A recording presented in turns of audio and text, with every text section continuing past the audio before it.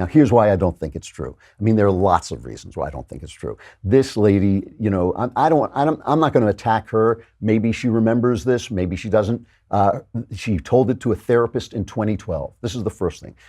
She told it to the story to a therapist in 2012, 30 years after it happened. She had never told it to anyone before, that he was trying to take off her bathing suit. The story in the therapist notes don't match the story that she's telling now. They don't name Kavanaugh, and they say that there were 4 men in the room. Now she says that it's 2 men in the room.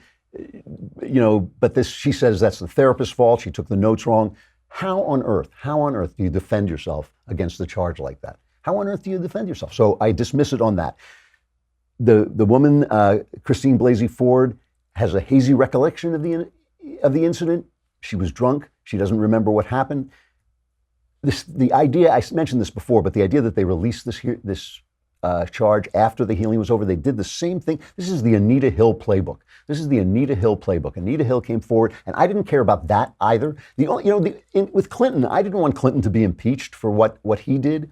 The only thing about Clinton was it was revelatory of his constant character. Bill Clinton's affair that he had in the offices that we pay for was revelatory of his constant character. He was constantly using and abusing women for his pleasure. He was constantly using and abusing Hillary for his power. He treated her like garbage, and she didn't like it very much, according to all accounts. So that said something about his character. This says nothing about the guy. However, again, Kavanaugh has been investigated 6 times.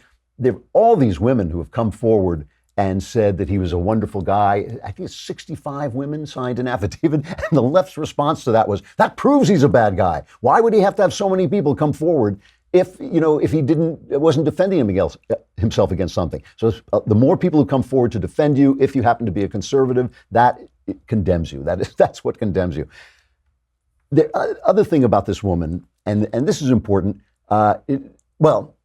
let me get to that in a minute. I want to talk about the way her students, she's a teacher, a professor. I want to talk about the fact that the way her students react to her. But first, Kavanaugh's mother, who was a circuit court judge, once ruled against her parents. That's something that may give her a grudge. And finally, she is a very left-wing, Bernie-supporting Democrat who donates to left-wing causes and has previously signed an open letter challenging Trump's border policy. Some people said, for instance, that, when she first talked about this, it was 2012, and so Kavanaugh, but she didn't mention Kavanaugh at the time, it seems like.